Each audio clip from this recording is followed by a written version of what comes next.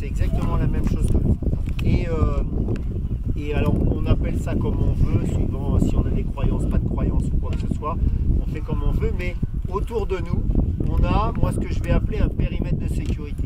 D'accord ? Ce périmètre de sécurité, ça peut être appelé l'aura, ça peut être appelé n'importe quoi. Si on rentre dans le périmètre de sécurité, eh bien, c'est synonyme d'agression. D'accord ? Le patou, son périmètre de sécurité, c'est la totalité du troupeau. Parce que le patou, il a été élevé, au sevrage, on l'a mis dans le troupeau, il est élevé avec les brebis, c'est un chien qui a un instinct protecteur, donc eh ben, il va protéger tout ce qui est autour de lui. Donc on veut rentrer dans son périmètre, eh ben, c'est une agression. Donc il ne faut pas qu'on rentre dans son périmètre de mauvaise façon. Donc pour rentrer dans son périmètre, l'idéal, c'est de le laisser... Alors souvent, je prends l'exemple avec les enfants. Je dis les enfants, vous avez vu une petite copine qui vous plaît et tout à l'école. Hein. Si jamais vous arrivez franco direct sur la petite copine, direct, qu'est-ce qui va se passer? Il y a une situation de peur. Hein. On va se mettre en retrait parce qu'on rentre trop vite. Alors que si tout doucement, on commence à draguer tout doucement et on se rapproche, et tout doucement, et on va pouvoir se rapprocher de la belle, hein, pour pouvoir la convoiter. Et ben c'est exactement la même chose. Donc le patou, il arrive, il faut qu'il vienne au contact. Mais il faut qu'on lui montre nous absolument notre périmètre de sécurité. Donc pour montrer ce périmètre de sécurité, moi perso ce que je fais souvent, c'est que j'enlève mon chapeau. Et là je me mets entre le chien et moi, il y a mon chapeau. Ce qui fait que ça dit au chien, mon périmètre de sécurité il commence. Et le chien il vient sentir le chapeau.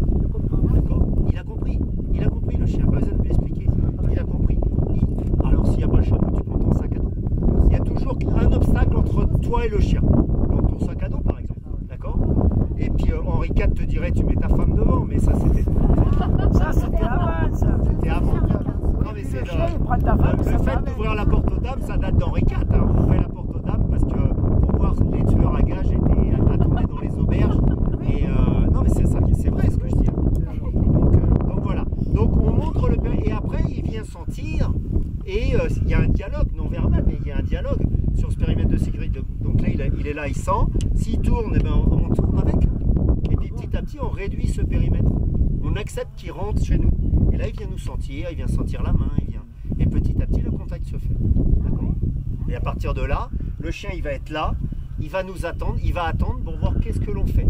Donc qu'est-ce que l'on fait? Ben, c'est à partir de là qu'on va continuer notre chemin, mais en aucun cas on va traverser le troupeau. On peut le suivre le troupeau. Là il est cool le troupeau, il y avait des gens qui ont traversé. On voit bien l'ambiance que là les brebis ça craignait rien. D'ailleurs le berger il n'aurait pas lâché les brebis en sachant qu'il y a des gens ici. D'accord? Donc on sait que c'est paisible. Mais dans une autre situation, là par exemple, si les brebis sont en plein milieu de la piste là-bas, les gens qui vont descendre, c'est mieux de contourner. On va contourner. Et le chien il va nous suivre. Mais là, il n'y a pas. Si, il y a un patou. Ouais, j'ai vu le patou moi. Oui, on l'a vu tout à l'heure. Ouais, on en a vu un, il était tout en haut en fait. Ouais, il était tout en haut, il a descendu. Donc hier, voilà, on a été bien aboyé par un patou. Oui. Mais il nous a aboyé, mais t'as vu, il est allé de l'autre côté du ruisseau, moi j'étais en face de lui. Ouais, mais. Lui, et l'aboiement, c'est de la peur. Le ruisseau, lui, et nous on partait de l'autre côté. Moi j'ai dit, bon, mais on va pas chez toi, c'est pas la peine de t'affoler, et on est parti tranquille de l'autre côté, t'as vu. Et après. Il vient pas t'agresser. Hein. Et après, donc un chien qui a peur, c'est pas un chien méchant. Par contre, un chien qui aboie, pardon. C'est pas un chien méchant, c'est un chien qui a peur. C'est tout. Donc faut lui montrer que moi le chien de ma voisine, il est tout le temps en train d'aboyer là. Et moi je passe quand je vais aux poubelles du tri, là je passe, bonjour le chien, et moi quand je passe il ne voit pas. Il s'arrête parce qu'à chaque fois que je passe, je lui dis bonjour, on discute. Et il me connaît, il m'aboie pas. Comme quoi c'est fou. Donc disons la chèvre là, elle s'est isolée de toutes les autres pour bouffer elle. Ouais, mais elle va Et après un chien qui est sur le point d'être agressif, mordre, et ben ça va se remarquer, alors ça fait toujours rire ce que je dis, mais ça va se remarquer à la façon de remuer la queue. D'accord ? Très souvent, on va dire qu'un chien qui remue la queue, il est content. Ben non, c'est pas vrai. Alors si la queue se remue avec le bassin, si le bassin bouge, d'accord, là le chien il est content. Ah, pas mal, hein, je le fais pas. Mais c'est la queue là. Mais je fais pas avec la queue. Quand même. Par contre, si le bassin il est fixe et que la queue elle bouge, mais le bassin il n'y a rien qui bouge, là il est sur le point de mort. Parce qu'il est mort de trouille, c'est comme un chien à l'arrêt à la chasse. Il est mort de trouille, il est prêt à attaquer. Donc si on voit que le bassin il est fixe, il n'y a rien qui bouge, là on se recule. Là il faut faire attention. Et voilà. Donc c'est ça qui est hyper important. Alors plus on a peur, plus le chien le sent. Hein, ces histoires d'énergie, hein, cette zone de ce périmètre de sécurité, l'aura, ce que vous voulez. Si vous avez peur, il va le sentir. Donc il faut essayer d'avoir moins peur. Donc il n'y a pas que des battus comme chez nous. Ah non, il y a les races de chiens, j'ai plus en tête. Mais, Il y a le border. alors le border, c'est un chien de direction. Pour les Il est vaches. là pour diriger. Et après, il y a les chiens de protection. C'est beau les bordels. Ouais, donc il y a différents chiens. Donc voilà. Donc là, sinon, pour parler géologie, ici, on est sur un lac glaciaire. Hein, et quand on parle de lac glaciaire, ça fait penser aux glaciers tout de suite. Il faut partir de l'idée que les époques glaciaires ont existé. Donc au-dessus de nous, on a eu un glacier qui faisait, je dis n'importe quoi, 500 mètres de haut. Et ce glacier, sur 10 km de long, il descendait. Parce que le terrain est en pente, donc le glacier descend. Le glacier en descendant, il va user la montagne, il va raboter. Et en rabotant, il va chasser devant lui et sur les côtés un tas de cailloux. Tout ce qu'il a cassé, tout ce qu'il a raboté, il va le pousser devant lui. C'est ce qu'on va appeler la moraine glaciaire. D'accord ? C'est la fameuse image de la mer de glace qu'on voit souvent à Chamonix. C'est les bourrelets là. Hein. Au fur et à mesure que la mer de glace recule, on voit un bourrelet supplémentaire. Ben, c'est ça la moraine glaciaire. Et donc on peut imaginer un glacier qui descend, et il pousse sa moraine glaciaire. Et d'un seul coup, réchauffement climatique, le glacier se met à fondre. Donc la moraine elle arrête d'avancer, comme à Chamonix, hein, les fameux bourrelets. Mais ces fameux bourrelets qui ont été formés, eh ben, ça fait barrage. Donc mon glacier qui est là, ils font. J'ai mon bourrelet qui fait barrage. Et d'un seul coup, je me retrouve avec un lac. Parce que c'est que de la glace qui fond. Tout simplement. Et bien après ça, c'est comme ça que ça se forme. Parce que j'ai ce bourrelet, c'est la moraine. D'accord ? Le cordon morainique, on va appeler ça le cordon morainique aussi. Et après, il faut se remettre dans un temps géologique qui est très long. Hein. L'érosion continue à travailler. Hein. Donc la moraine peut très bien disparaître là. Et comme le creusement a été fait auparavant, bah, cette partie-là, elle est en place, quoi. Donc là, on voit que la moraine latérale, elle est là. On a bien un beau bourrelet ici. Ici, la moraine frontale, elle a disparu. Et on retrouve la moraine latérale, l'autre moraine latérale qui était ici. Tout simplement. Donc suivant la végétalisation, on va pouvoir dater les glaciers. Donc là, on est sur du glacier, c'est très très végétalisé. Donc c'est des glaciers d'il y a 130 000 ans à peu près. Par contre, là, j'ai une moraine, hein, là-haut, là. Tout ce qui est gris, tout le tas de pierres, eh bien, c'est la moraine frontale d'un glacier qui s'est arrêté en haut. En haut, on devine la fin du tas de cailloux, là. Eh bien, on peut éventuellement deviner que derrière, c'est creux. D'accord ? Donc, il s'avère qu'il n'y a pas de lac, mais il pourrait y avoir un lac, en effet. Et ça, c'est la moraine frontale. Elle n'est pas du tout végétalisée, donc ça, c'est un glacier d'il y a 20 000 ans. D'accord ? C'est l'époque du Wurm, ça. Hein, c'est la dernière époque glaciaire. Et ce glacier, il descendait, il aurait rejoint celui-là, tout simplement. Alors, pour faire la différence entre un glacier, enfin un tas de cailloux, une moraine glaciaire et un pierrier, des boulis, eh ben on va regarder la granulométrie des cailloux.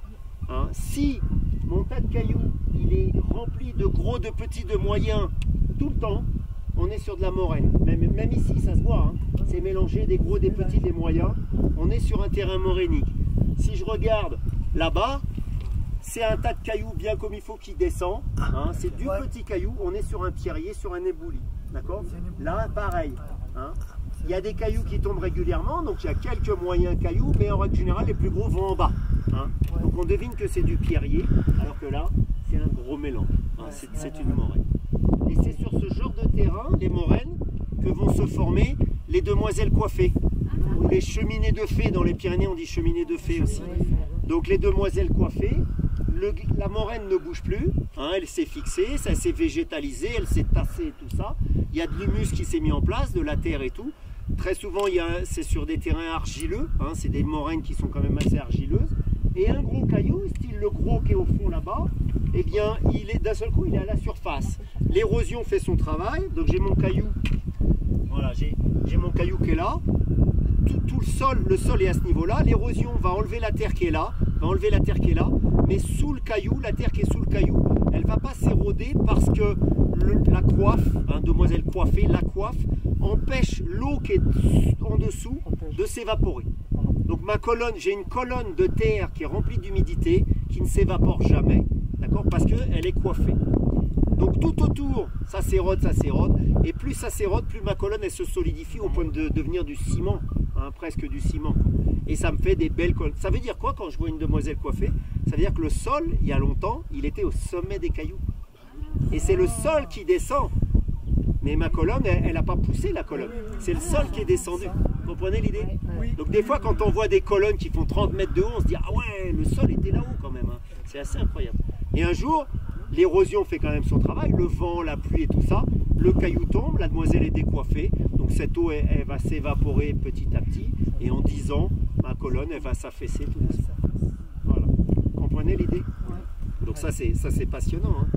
Et alors, un autre truc pour le glacier, pour finir avec ces histoires de glacier.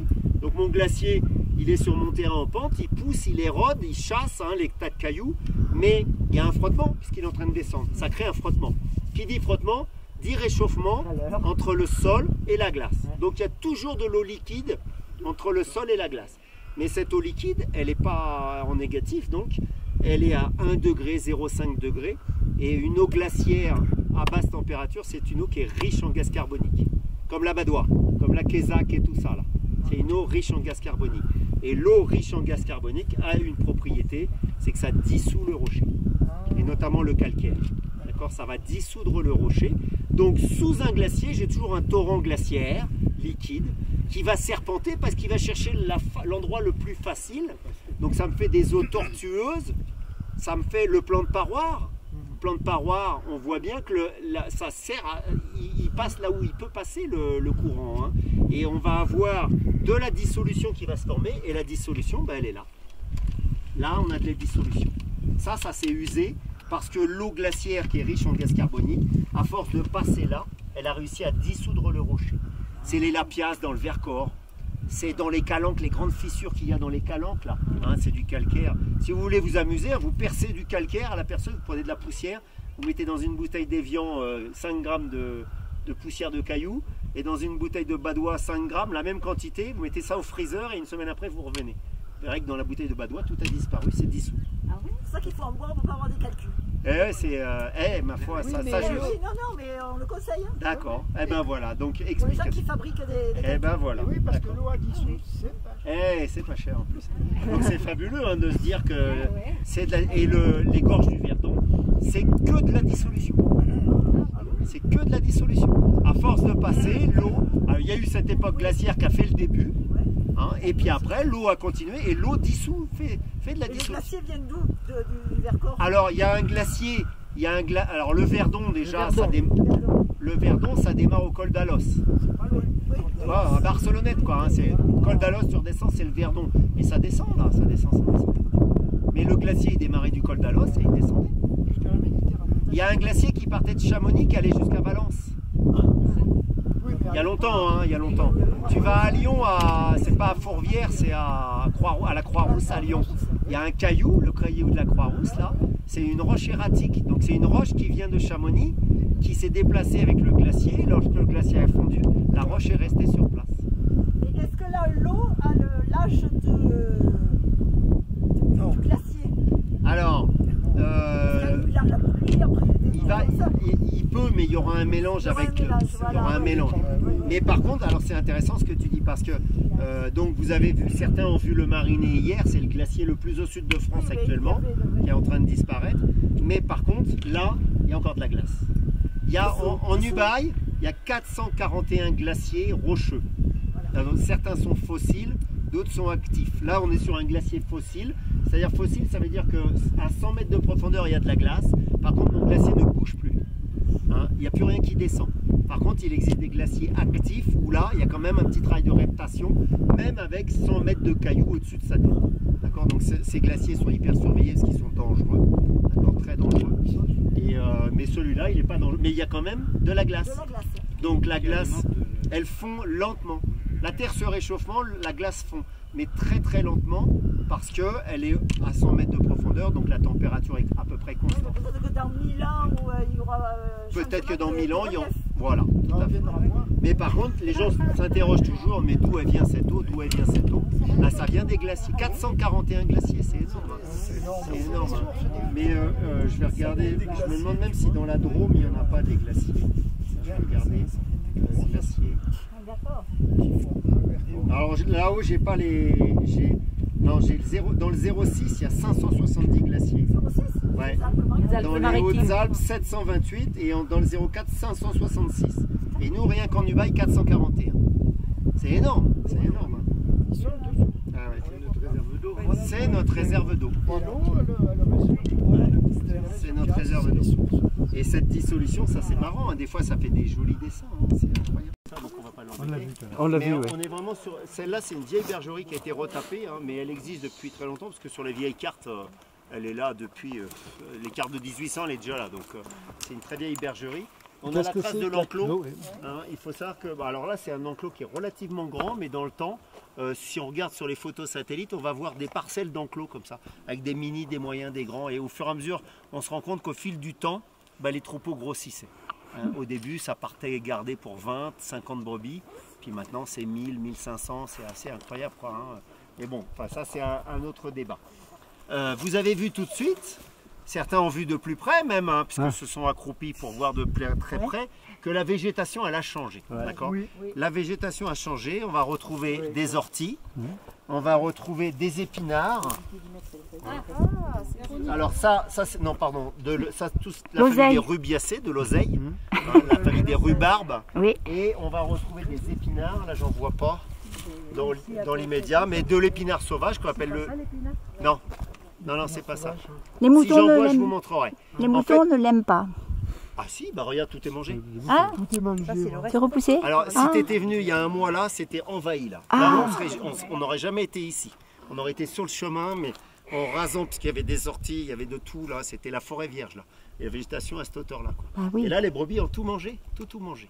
Alors en fait, qu'est-ce qui s'est passé? Pourquoi ici et pas là-bas où il y a de l'herbe et tout? Pourquoi il y a un changement de végétation? Parce que les brebis sont parquées. Compost. Donc, si elles sont parquées, elles font leurs besoins, elles dorment dans la crotte, d'accord? Et crotte-urine, c'est rempli d'acide, ça rentre dans le sol et ça va mazoter le sol. Le sol est complet, donc un sol, soit c'est acide, soit c'est basique.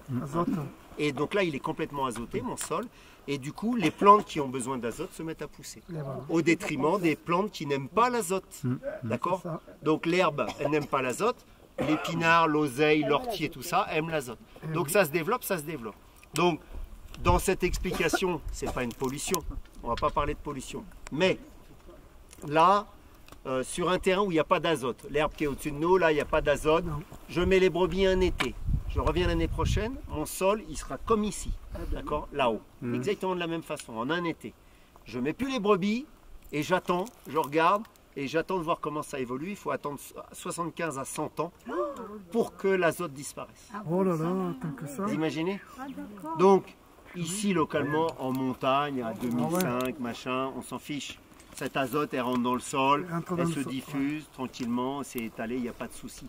Mais quand c'est fait dans la plaine, à outrance, on a, ça stagne. Et cet azote, quand elle rentre au contact avec l'eau, les nappes phréatiques, les trucs, on va laisser passer le monsieur. Bonjour. Allez. Ah, mais c'est le chauffeur c'est le chauffeur des classes. C'est ça, ouais. Vous êtes où? Ils sont où les classes? Ils sont restés là-bas, ils sont nitratés. C'est rempli de nitrate. Et là, cette eau, quand elle va ressortir à l'état naturel, eh ben, de l'eau nitratée, ça me fait les algues vertes en Bretagne et compagnie. Alors, il n'y a pas que l'élevage de porc en Bretagne, hein, parce qu'il y a aussi les fosses septiques de l'homme et tout ça. Hein. C'est un mélange de tout. Hein. Mais on parlait de la Bretagne tout à l'heure, ça crée vraiment des problèmes. Donc c'est vraiment très délicat.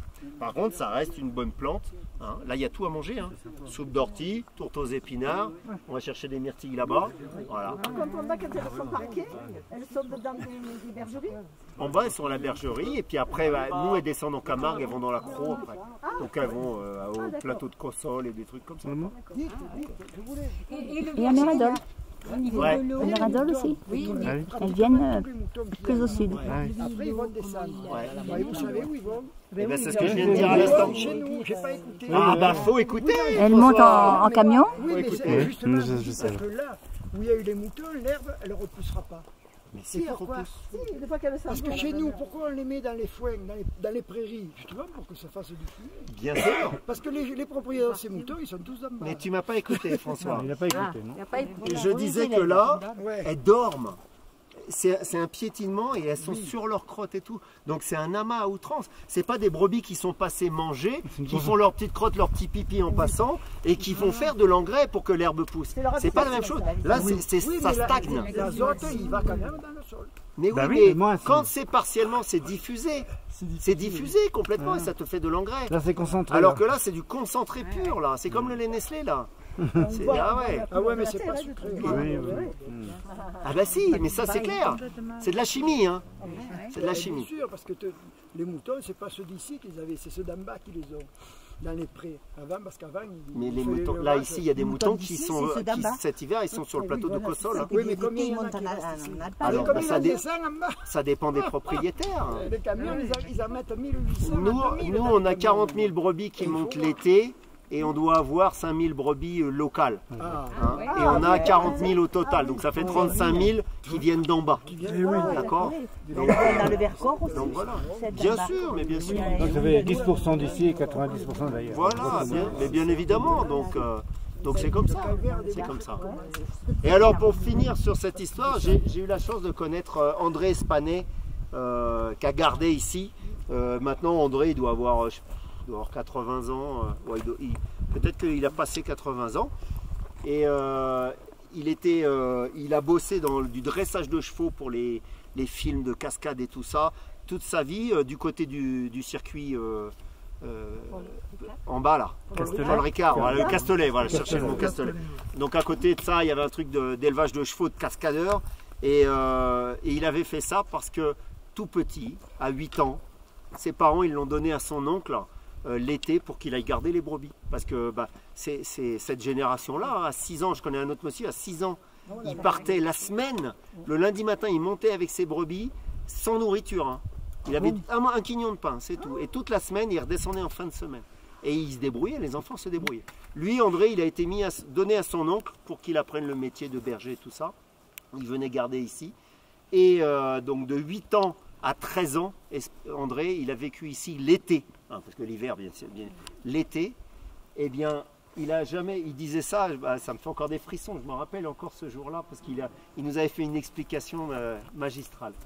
Il a dit, pendant toutes ces années, il n'a jamais vu l'intérieur de la bergerie. Ah bon? Son oncle n'a jamais autorisé à rentrer dans la bergerie.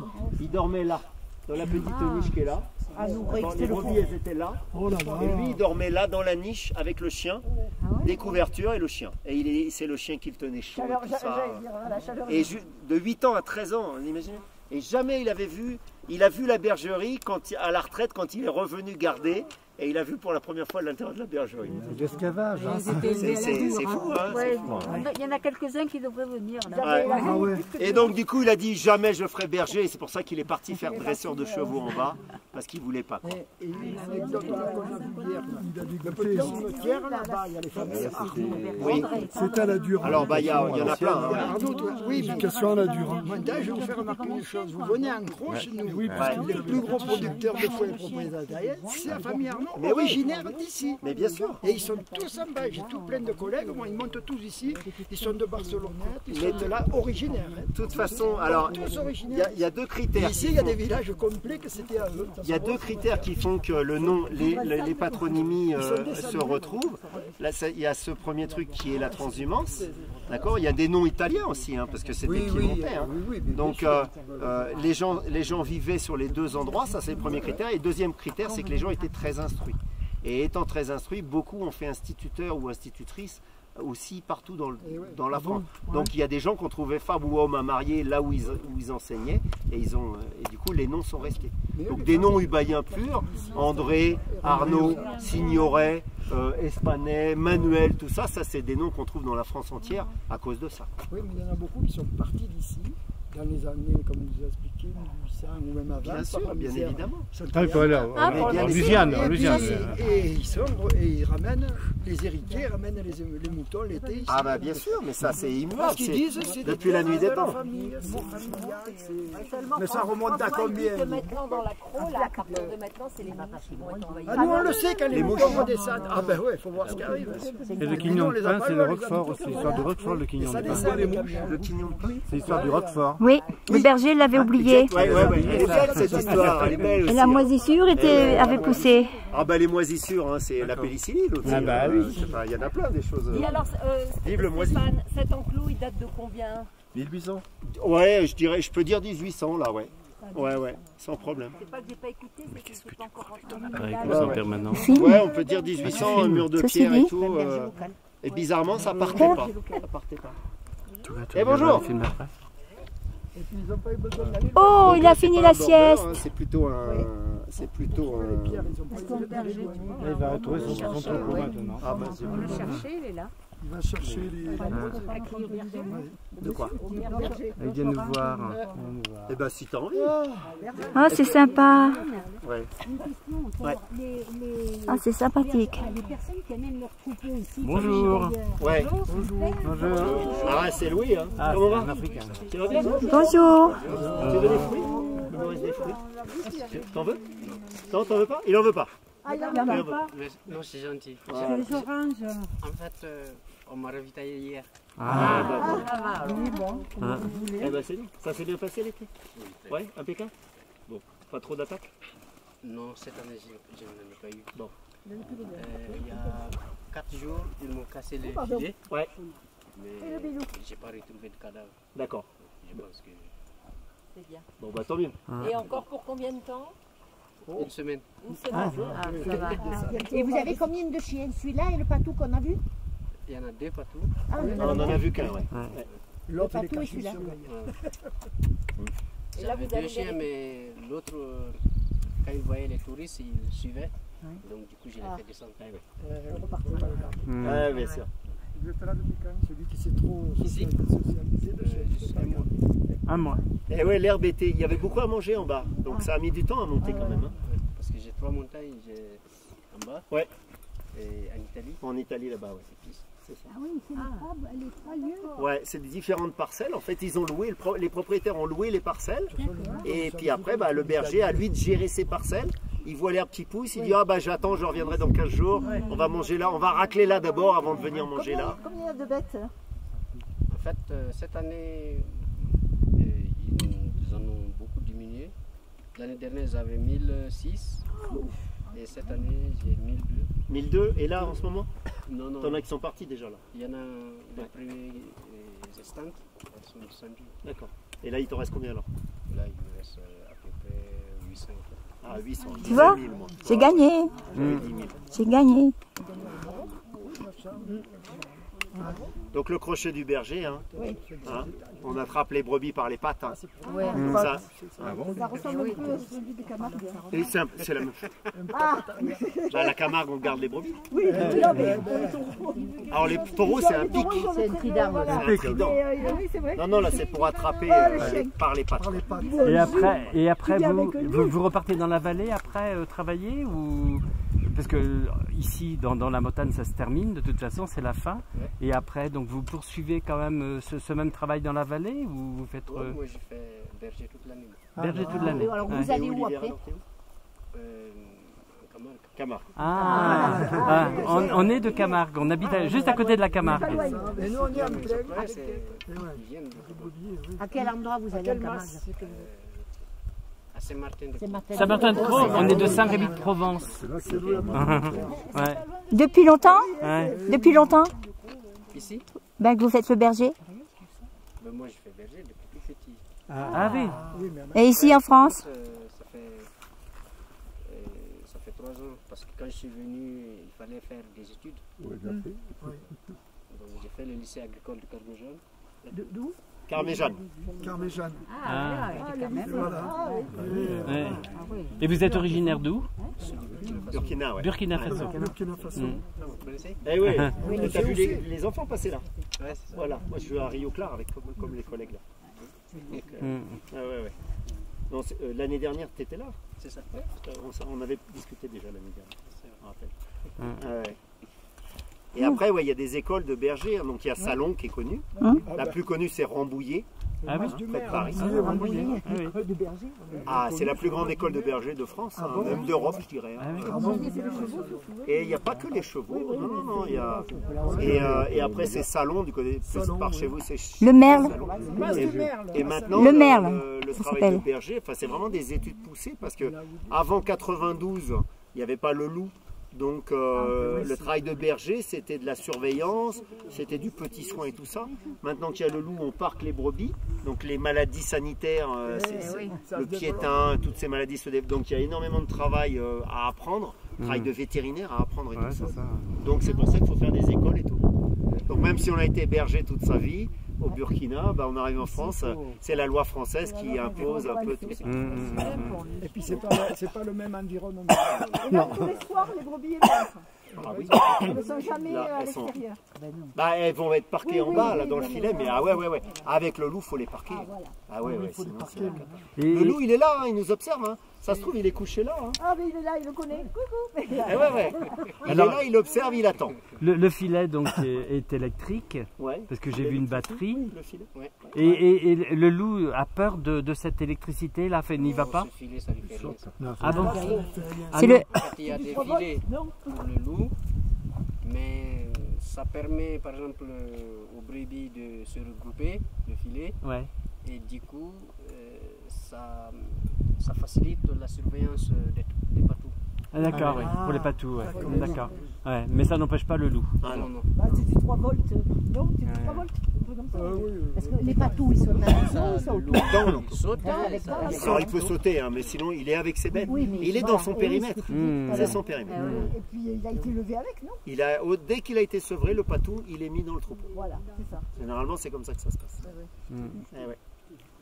Eh ben merci bien. Merci. Super. Bonne continuation. Voilà. Et peut-être un jour à Saint-Martin-de-Croix. L'équidistance, donc en France c'est 10 mètres. D'accord. En Suisse, en Italie, c'est 20 mètres. Il ne faut pas se tromper. Là, on est à la frontière en plus. Des fois, on lit la carte. C'est cool, ça ne monte pas. Non, c'était 20 mètres d'équidistance. Et dans les écrins, c'est 5 mètres. Dans les écrins, c'est 20 mètres. Dans les écrins, c'est tellement raide dans les écrins qu'il y a une carte bleue, elle est à 20 mètres d'équidistance. Donc, il faut le savoir, quoi. Si tu ne le sais pas. Et à Fontainebleau, c'est 5 mètres. Et la France en général, c'est 10 mètres. Tout en général, c'est 10 mètres. L'équidistance, c'est la différence entre chaque trait, les courbes de niveau, chaque trait, c'est l'équidistance. Voilà. Parce que l'espace, il est toujours de 10 mètres. Que la courbe se soit espacée ou très rapprochée, ça va me donner la raideur. C'est ça, tout simplement. En centaines. Tous les 100 mètres. 100 mètres, parce que tous les 10 mètres, ça ferait à chaque trait. Bon, après, on n'est pas trop redescendu. Oui, mais là, tu parles d'état-major. Oui, d'accord. Et sur les cartes, le numéro, des fois, il est marqué sur la courbe de niveau. Et dans le sens de la lecture, je sais, la courbe suivante, celle qui est au-dessus de 1200, celle qui est au-dessus de 1200, ce sera 1210. D'accord? Si le 1200, il est écrit à l'envers, celle qui est au-dessus du 1200, ce sera 1190. Le sens de l'écriture me donne le sens de la montée. Ça, c'est une information. Des fois, les courbes de niveau, je dis c'est du chinois, je comprends rien. Ça monte, ça descend. Et ben voilà, on cherche l'écriture, et par rapport à l'écriture, je sais. Et plus, si elles sont plus ou moins serrées, on imagine que c'est plus ou moins plat. Voilà. Et vertical, alors, c'est. Comme il dit, c'est un gros truc, mais c'est une falaise. Tu utilises un terme radada. Est-ce que tu peux nous en donner du radada. Le plan de paroi, c'est du radada. Avec les radadas, c'était combien le dénivelé? Alors le plan de paroi, c'est 200 mètres. Ah oui. En cumulé, c'est 200 mètres, c'est pas énorme. D'accord. 10 km et 200 mètres. Donc elle est considérée comme une facile. Ah oui. Voilà. Mais elle est considérée comme facile, mais c'est une randonnée inhabituelle parce que très souvent, on monte le matin, on descend l'après-midi. Comme ce qu'on fait là aujourd'hui. Alors que là, même l'après-midi, plan de paroi, on est encore en train de faire du radada. Donc ça nous fatigue. D'accord. on a quand même beaucoup monté. On a beaucoup monté. Puis elle était belle. Ah oui, très belle même.